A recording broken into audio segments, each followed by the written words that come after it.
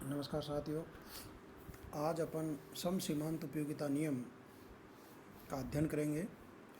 देखिए, सम सीमांत जो उपयोगिता नियम है ये है गोसन का दूसरा नियम है।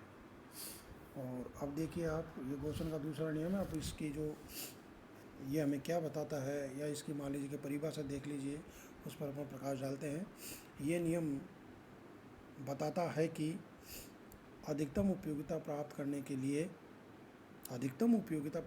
के लिए उपभोक्ता को अपनी आय को, यानी उपभोक्ता को अपनी सीमित आय को दो वस्तुओं पर इस प्रकार व्यय करनी चाहिए कि वस्तु X पर अंतिम रुपया खर्च करने से मिलने वाली सीमांत उपयोगिता दूसरी वस्तु Y पर अंतिम रुपया खर्च करने से मिलने वाली सीमांत उपयोगिता के बराबर हो।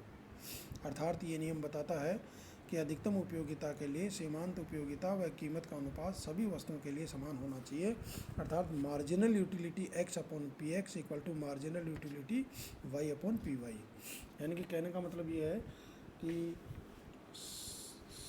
सम सीमांत जो उपयोगिता का नियम है वो क्या बताता है कि एक दिए हुए समय में एक विवेकशील उपभोक्ता को अधिकतम संतुष्टि तब प्राप्त होती है जब वह अपनी सीमित आय को दो वस्तु X और Y पर इस प्रकार व्यय करता है कि पहली वस्तु X पर अंतिम रुपया खर्च करने से प्राप्त होने वाली सीमांत उपयोगिता दूसरी वस्तु Y पर अंतिम रुपया खर्च करने से प्राप्त होने वाली सीमांत उपयोगिता के बराबर हो। और इसको अपन ने marginal utility X upon P X equal to marginal utility Y upon P Y के अनुसार बताया गया है। और इसको अपन यूँ भी लिख सकते हैं, marginal utility X upon marginal utility Y equal to P X upon P Y, यानी कि X वस्तु की सीमांत उपयोगिता अपॉन Y वस्तु की सीमांत उपयोगिता बराबर X वस्तु की कीमत अपॉन Y वस्तु की कीमत। तब जाकर के उसको अधिकतम संतुष्टि प्राप्त होगी। अब देखिए इस नियम की मान्यताओं को लेते हैं। पहली मान्यता है कि उपभोक्ता की आय स्थिर होनी चाहिए। इस नियम की पहली मान्यता क्या है? उपभोक्ता की आय स्थिर होनी चाहिए। दूसरी क्या है? उपभोक्ता की रुचि और पसंदगी समान होनी चाहिए, यानी कि उपभोक्ता की रुचि भी नहीं बदलनी चाहिए। और तीसरी है इसकी मान्यता, जिन वस्तुओं का वह उपभोग करना चाहता है उनकी कीमतें भी स्थिर रहनी चाहिए। और एक क्या है, अगली जो इसकी जो मान्यता है वो यह है, ह्रासमान सीमांत उपयोगिता का नियम लागू होता है, जिसका अध्ययन अपन पहले कर चुके हैं। सीमांत उपयोगिता ह्रास नियम का उपयोग अपन ने अध्ययन कर चुके हैं। वही ह्रासमान सीमांत उपयोगिता का नियम होता है। अर्थात ह्रासमान, इसमें क्या है, ह्रासमान सीमांत उपयोगिता का जो नियम है वो लागू होता है। इसका क्या मतलब हुआ?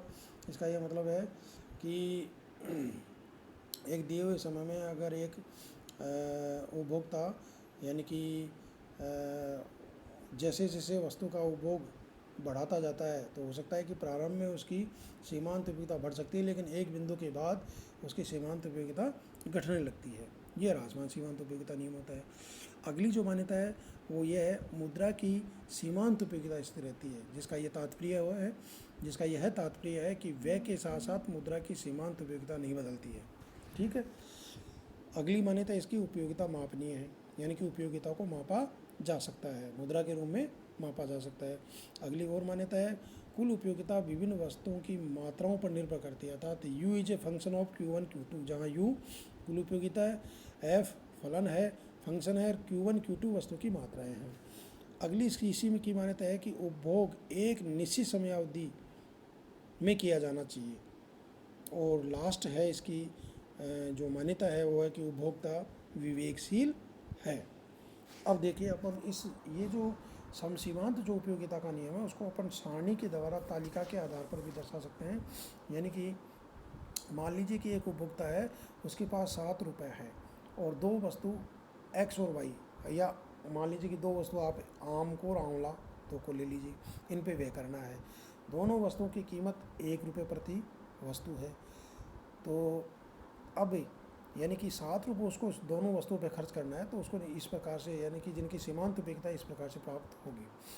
यानी कि सारणी में एक और तो क्या है कि मुद्रा की मात्रा है, कितनी है, 1 2 3 4 6 7, वस्तु की सीमांत उपयोगिता की इकाइयाँ हैं, ठीक है, जिसमें आपकी आम की है और एक आंवले की है।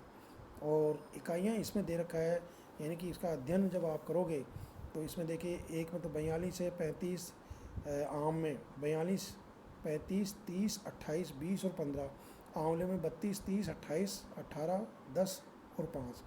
तो इसमें क्या होगा कि सबसे पहले यानी कि 7 रुपये में से व्यक्ति अगर खर्च करता है, उपभोक्ता खर्च करता है, तो सबसे पहले रुपये उसको यानी कि आम पर पहली इकाई पहला रुपया आम पे खर्च करना पड़ेगा, क्योंकि उसको 42 इकाई के बराबर उसको सीमांत उपयोगिता प्राप्त होती है। और आंवले पे अगर करता है तो उसको 32 ही प्राप्त होती है, इसलिए पहले वहाँ खर्च करें। दूसरा रुपये भी वो क्या आम पे खर्च करेगा, क्योंकि यहाँ 35 मिलती है और यहाँ 32 मिलती है, इसलिए वो आम पे खर्च करेगा। तीसरा रुपया वो आम पे खर्च नहीं करेगा, क्योंकि 30 रुपये आम पे खर्च करते हैं उसको 30 मिलेगी, लेकिन वो आंवला खरीदेगा, आंवला का उपभोग करेगा, उसको 32 इकाई के बराबर उपयोगिता प्राप्त होगी। ऐसे ही चौथा रुपये भी वो क्या करेगा, यानी कि वो चाहे आम पे खर्च कर दे और चाहे आंवला पे, दोनों पे 30-30 प्राप्त होगी उसको, इसलिए चौथा रुपये भी यही कर देगा खर्च। और पाँचवा रुपया क्या करेगा कि वो यानी कि अगर 28 पे खर्च करता है, आंवले पे करता है तो 28 रहेगी, लेकिन यहाँ इसको आम पे 30 इकाई के बराबर उसको उपयोगिता प्राप्त होती है, इसलिए पाँचवा रुपया वो आम पे खर्च करेगा। और छठा रुपया वो आम पे खर्च करेगा और 7वां रुपया आंवले पे खर्च करेगा। तो छठा रुपया आम पे और 7वां रुपये दोनों से बराबर सीमांत उपयोगिता प्राप्त होगी। इसका मतलब हो गया कि 7 रुपये में से 4 रुपये आम पे और 3 रुपये आंवले पे खर्च करने पर उसको कुल उपयोगिता यानी कि उसकी जो कुल उपयोगिता है वो अधिकतम होगी। और वो इनका योग भी कर सकते हैं अपन, यानी कि सर्वाधिक होगी। कहने का मतलब ये है कि 7 रुपये में से 4 रुपये आम पे और 3 रुपये आंवले पे खर्च करेगा, तभी उसको सीमांत उपयोगिता है वो उसको उसकी उपयोगिता अधिकतम प्राप्त होगी। इसको अपन डायग्राम के आधार पर भी एक्सप्लेन कर सकते हैं।